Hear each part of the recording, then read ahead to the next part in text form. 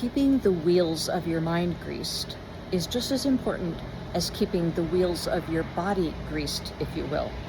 I was just out for a walk and, trying to get some steps in, movement before the heat of the day.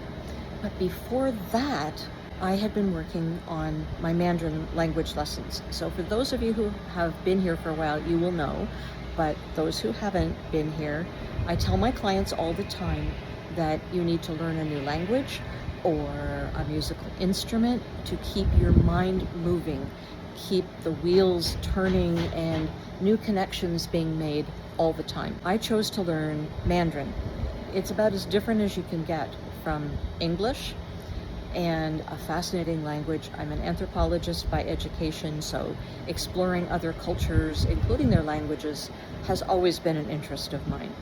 Anyway, I've been studying Mandarin since January or so. Part of the course that I'm with is having live speaking sessions with native Mandarin speakers. You really do have to speak a language. You can't just listen to it or read it. And I do both with Mandarin.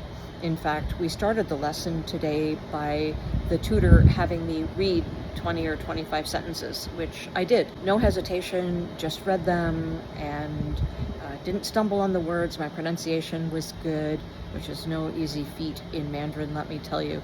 But, she was happy, I was happy, that was great. But then I told her that I was having some issues around sentence structure and knowing where certain words, the specific one was la, which is the particle that indicates past tense, something has happened. In English, our sentence structure is pretty firm. In French and German, it is very strict. In Chinese, the sentence structure matters, but they don't use a whole lot of connector words like we do. In English, we use connector words like to, in, at, a lot to connect different parts of a sentence.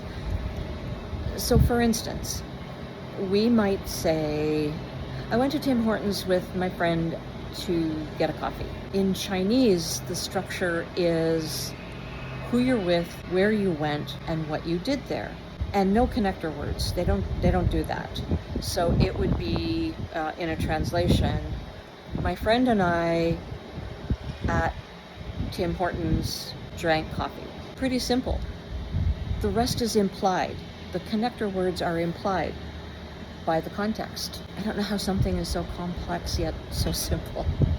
But it is all of that. But it was a big leap for me in getting that sentence structure finally to a point where I understand it. I will be making up sentences over the days ahead all day long, just to solidify that structure in my brain. That's what keeps the wheels greased and turning and healthy. And I hope you have something that you can find that keeps your wheels greased up in your brain, keeps it healthy, keeps it constantly moving. It's so important.